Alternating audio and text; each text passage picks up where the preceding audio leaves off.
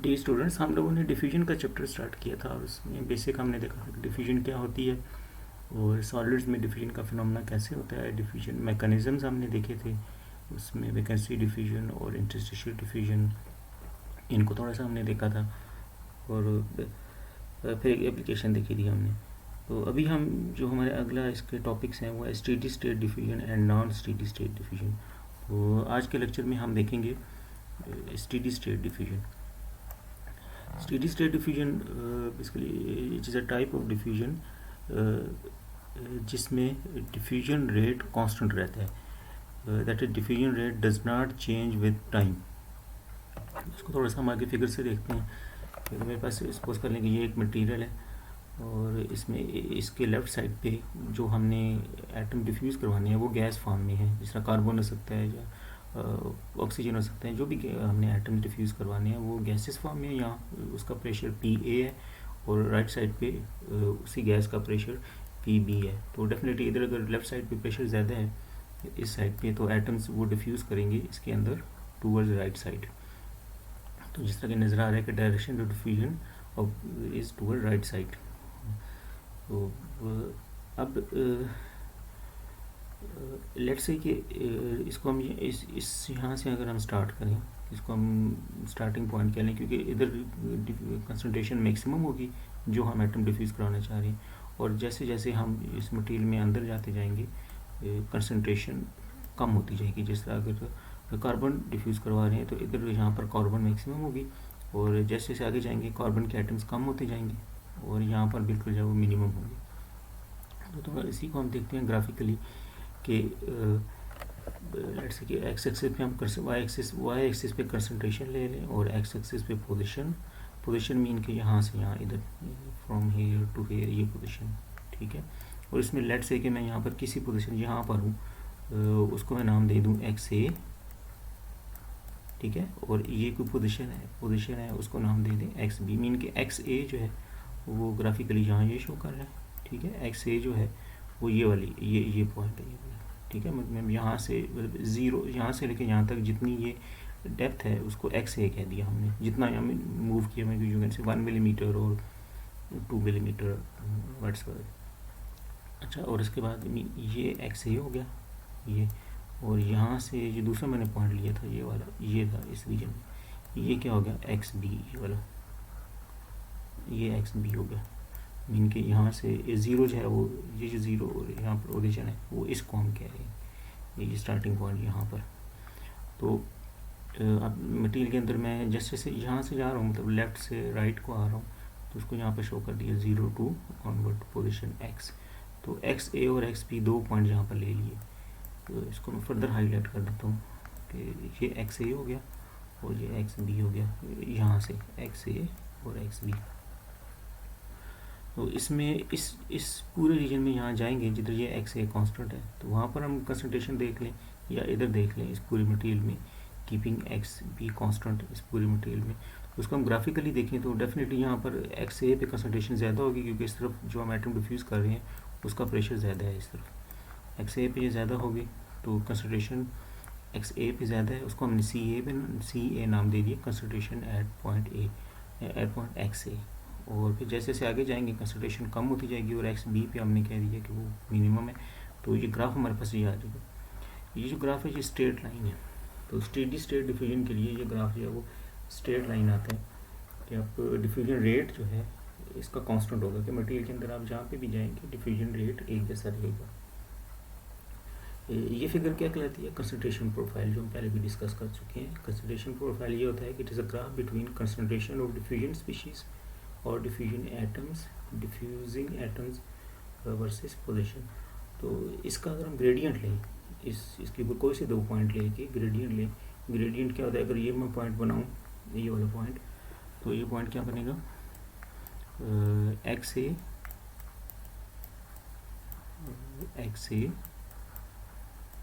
And CA, ये point आ जाएगा, ठीक है। इस तरीके से ये बन जाएगा XB तो ग्रेडियंट निकालें y2 - y1 और x2 - x1, तो ये ग्रेडियंट आ जाएगा, ठीक है। तो इसको हम क्या नाम देते हैं यहाँ पर? कंसंट्रेशन ग्रेडियंट, डेल्टा C/डेल्टा x। और इसको अगर आप किसी एक पॉइंट पे जब देखें, अगर यूजली जब कर्व होती है तो हम एक पॉइंट पे इसको डेरिवेटिव होता है वो D C by D X, उसको भी क्या कहते हैं, कंसंट्रेशन ग्रेडियंट। कंसंट्रेशन ग्रेडियंट इस केस में स्टेडी स्टेट डिफ्यूजन में ये कंसंट्रेशन ग्रेडियंट कांस्टेंट रहता है, दैट इज कि it gives a straight line, और उस पर किसी भी पॉइंट पे आप ग्रेडियंट या स्लोप निकालेंगे तो वो कांस्टेंट होगी। अच्छा, अब इसको थोड़ा मैथमेटिकली देख लेते हैं स्टेडी स्टेट डिफ्यूजन को। लेट्स के ये हमारे पास कोई मटेरियल था, ये उसमें किसी एक सरफेस पे एटम डिफ्यूज़ कर रहे हैं, तो इसकी ये लेफ़्ट साइड है, इस पे एटम डिफ्यूज़ कर रहे हैं अगर, तो इधर से एटम डिफ्यूज़ कर रहे हैं यहाँ से इस तरफ, ठीक है। और इसका ये जो एरिया है, ये सारा एरिया, उसको मैं ए कह दूँ, इस सरफेस का ये जो एरिया है ये ए कह दूँ, एटम इधर से इधर डिफ्यूज़ कर रहे हैं। ये ऐसे ही है जैसे ये थी कि ये पूरा जो इसका एरिया बनेगा, अगर इसको मैं पूरा लेफ़्ट साइड बना दूँ तो ये जो एरिया बनेगा पिछली साइड का फेस का, ठीक है, उसको मैं ए कह दूँ। उधर से एटम डिफ्यूज़ कर रहे हैं इस तरफ से, लेफ्ट साइड से। तो इसमें हम यहाँ एक टर्म डिफाइन करते हैं डिफ्यूजन फ्लक्स, ठीक है। Diffusion flux is it is basically mess of atoms, जो यहाँ से एटम डिफ्यूज़ कर रहे हैं उनका मैस, ठीक है। मैस ऑफ एटम या नंबर ऑफ एटम इस हम ले लेते हैं, mass of atoms per unit area, ये एरिया उस फेस का, उसके परपेंडिकुलर जिधर एटम जा रहे हैं उसके perpendicular area per unit time. Mean diffusion flux is mass of atoms passing और crossing per unit area per unit time of that material, इसका डिफ्यूजन फ्लक्स। डिफ्यूजन फ्लक्स हमें ये बताता है कि जितना ज़्यादा फ्लक्स होगा इस मीन के एटम ज़्यादा उसमें डिफ्यूज़ कर रहे हैं।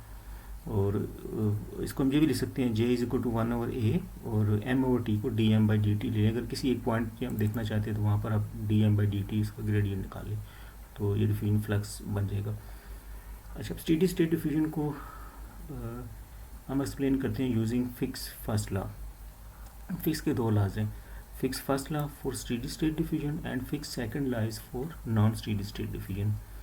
तो let's see Fick's first law.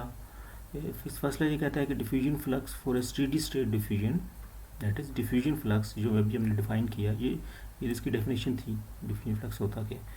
तो diffusion flux for a steady state diffusion हम कैसे फाइंड कर सकते हैं, वो हम फिक्स फर्स्ट लॉ से फाइंड कर सकते हैं, that is J is equal to minus D C by D x.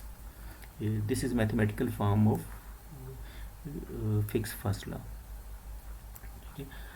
इसमें J तो डिफ्यूजन फ्लक्स हो गया जो कि हम फाइंड करना चाह रहे हैं। D C by D is concentration gradient, जो कि हम अभी डिस्कस कर चुके हैं कि इसका क्योंकि ये फिक्स फर्स्ट लॉ जो है वो स्टेडी स्टेट के लिए, और स्टेडी स्टेट के लिए ये स्ट्रेट लाइन होती है, तो इसका ग्रेडियंट आप निकाल लें यहाँ से ना, ये जो हमने पहले भी डिस्कस किया था, इससे ग्रेडियंट निकालें, वो आ जाएगा D C by D X, या इसको ये भी लिख सकते हैं C A minus C B और X A minus X B, एक तो ये हो गया।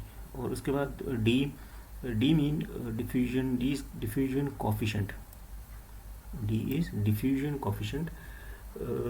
डी डिपेंड करता है कि कौन सा मटेरियल डिफ्यूज़ हो रहा है और किस मटेरियल के अंदर डिफ्यूज हो रहा है, मीन के होस्ट मटेरियल और डिफ्यूजिंग मटेरियल से, इन दोनों पे ये डिपेंड करता है। कि जिस तरह अगर मैं देखूं कि कार्बन के एटम आयरन के अंदर डिफ्यूज़ हो रहे हैं, तो कार्बन इन आयरन, उसके लिए डिफ्यूजन कोफिशिएंट अपना होगा डी, क्योंकि वो ज़ाहिर कार्बन का अपना एटम का साइज़ है, और जो आयरन है उसमें भी उसका अपना स्ट्रक्चर होगा कि वो FCC है BCC है, उसके स्ट्रक्चर के अकॉर्डिंग उसकी वो स्पेसिंग होगी, पैकिंग फ्रैक्शन होगी, तो उससे डिफ्यूजन चेंज होगी। तो जो डिफ्यूजन कोफिशिएंट होता है वो हर बेसिकली दोनों के लिए होता है, जो एटम डिफ्यूज़ कर रहे हैं और किसके अंदर डिफ्यूज़ कर रहे हैं, और जिस एटम के अंदर डिफ्यूज़ कर रहे हैं उसका स्ट्रक्चर क्या है, इस पर भी डिपेंड करते हैं। मीन कि अगर कार्बन इन FCC आयरन है तो उसके लिए डी की वैल्यू अपनी होगी, ये डी की वैल्यू, और अगर कार्बन इन BCC आयरन है तो उसके लिए डी की वैल्यू अपनी होगी, क्योंकि FCC की पैकिंग फ्रैक्शन ज़्यादा होती है, उसमें डेफिनेटली डिफ्यूजन स्लो हो जाएगी, तो डिफ्यूजन डी की वैल्यू कम हो जाएगी, और BCC की पैकिंग फ्रैक्शन ज़्यादा होती है तो उसमें डी की वैल्यू ज़्यादा हो जाएगी। इस तरीके से अब जैसा अभी मैंने बताया, carbon in FCC, carbon in BCC, या ये भी सकते हैं आयरन इन FCC आयरन के आयरन है और वो आयरन ही में डिफ्यूज़ हो रहा है, लेकिन आगे अगर FCC आयरन है तो डी की वैल्यू अपनी हो जाएगी, और आयरन इन BCC आयरन वो अपनी हो जाएगी। इस तरीके से डिफरेंट मटीरियल्स के लिए डिफ्यूजन कोएफिशिएंट डी की वैल्यू डिफरेंट होती है। तो डी के लिए इस मतलब है कि तीन चीज़ें हम देखते हैं, एक कौन से एटम डिफ्यूज़ कर रहे हैं, एक किस मटेरियल के अंदर डिफ्यूज़ कर रहे हैं वो कौन से एटम है, और जिस मटेरियल के अंदर डिफ्यूज़ कर रहे हैं उसका स्ट्रक्चर क्या है। तो इन तीनों से, ये तीनों मिल के डी को डिफाइन करते हैं। इन तीनों में से कोई एक भी पैरामीटर चेंज होगा तो डिफ्यूजन कोएफिशिएंट की वैल्यू चेंज हो जाएगी, और डिफ्यूजन कोएफिशिएंट की वैल्यू चेंज होगी डी, तो उससे डिफ्यूजन फ्लक्स चेंज हो जाएगा। ठीक है, क्योंकि डी बेसिकली जितना ज़्यादा होता है जहाँ पर, उतना डिफ्यूजन फ्लक्स ज़्यादा होगा। तो लेट्स हम एक एग्जांपल देख लेते हैं। जैसे ये एग्जांपल है कि हमारे पास एक आयरन प्लेट है, is expose to a carburising mean carbon rich atmosphere on one side and decarburising mean carbon deficient atmosphere on the other side at temperature this. ठीक है, टेम्परेचर 700 डिग्री सेंटीग्रेड है। जिस तरह देखा था कि mean कि ये कोई हमारे पास ये मटेरियल है, ठीक है, ये कौन सा आयरन है, ये आयरन है, और इसमें इधर कार्बन की, एक तरफ कार्बन की कंसंट्रेशन कितनी है वो ज़्यादा है, और इस तरफ कार्बन की कंसंट्रेशन कम है। तो डेफिनेटली कार्बन के एटम फिर क्या होंगे, वो इधर डिफ्यूज़ करेंगे राइट साइड पर, from high concentration to low concentration इसके अंदर से। तो अब in condition of steady state achieved, आपको ये बताया गया कि ये स्टेडी स्टेट अचीव हो गई है। यूजली जो होता है कि स्टेडी स्टेट बहुत लॉन्ग, स्टेडी स्टेट जो है वो बहुत लॉन्ग टाइम के बाद अचीव होती है। प्रैक्टिकली ज़्यादा जो है वो नॉन स्टेडी स्टेट सिचुएशन होती है। कैलकुलेट हमने क्या करना है इसमें, calculate the diffusion flux of carbon, calculate the diffusion flux of carbon through the plate if the concentration of the carbon at positions 5 and 10 millimeter beneath the carburizing surface are 1.2 and 0.8 respectively. Assume diffusion coefficient at this temperature. diffusion coefficient D हमें दिया हुआ है at this temperature। Basically जो हमने यहाँ देखा diffusion coefficient D, ये temperature पे भी डिपेंड करता है, इसको हम आगे देखेंगे। अगर आपको दिया गया है कि इस टेम्परेचर के ऊपर डिफ्यूजन कोएफिशिएंट दिया है तो आप डायरेक्ट यूज़ कर लेंगे। अगर आपको नहीं दिया गया तो आप पहले उस टेम्परेचर पे डिफ्यूजन कोएफिशिएंट की वैल्यू फाइंड करेंगे, फिर इस रिलेशन में यूज़ करेंगे। तो इसमें तो हमें ये दिया हुआ है कि at this temperature diffusion coefficient इतना है, तो हम डायरेक्ट यूज़ कर लेंगे। सो हमें क्या क्या दिया हुआ है देखिए, तो if the concentration of the carbon at positions 5 mean के 5 मिलीमीटर पे कंसंट्रेशन कितनी है 1.2, एंड 10 मिलीमीटर पे कितनी है 10 मिलीमीटर, ये ब्लू कलर, उस पर कितनी है 0.8। मीन कि अगर मैं इसके अंदर जाऊँ यहाँ से 5 मिलीमीटर, तो इस जगह पर कंसंट्रेशन कितनी होगी इस रीजन में वो 1.2, और मैं थोड़ा सा और आगे चला जाऊँ दैट इज़ 10 मिलीमीटर मैं यहाँ शुरू से देखूँ, यहाँ से 5 मीन कि यहाँ से यहाँ 5 मिलीमीटर पे कंसंट्रेशन वो दी हुई है, और फिर यहाँ से थोड़ा और आगे जाए 10 मिलीमीटर, तो 10 पे भी कंसंट्रेशन दी हुई है इस पूरे रीजन में अंदर। वो कितनी है, वो है 0.8 ये। ठीक है, तो हम इसको इजीली फाइंड कर सकते हैं। फिक्स में डेफिनेटली ये स्टेडी स्टेट है, ये स्टेडी स्टेट दिया हुआ था, तो फिक्स फासला यूज़ होगा, और इसमें हम J is equal to D C A minus C B और X A minus X B. तो हमें ये दिया हुआ है कि जहाँ पर एक्स ए कितने हैं 5 मिलीमीटर, इसको मीटर में कन्वर्ट कर लिया, वहाँ पे कंसंट्रेशन कितनी है सी ए वो 1.2 ये दिए हुए थे, ये दैट इज़ 5 पे 1.2 कंसंट्रेशन।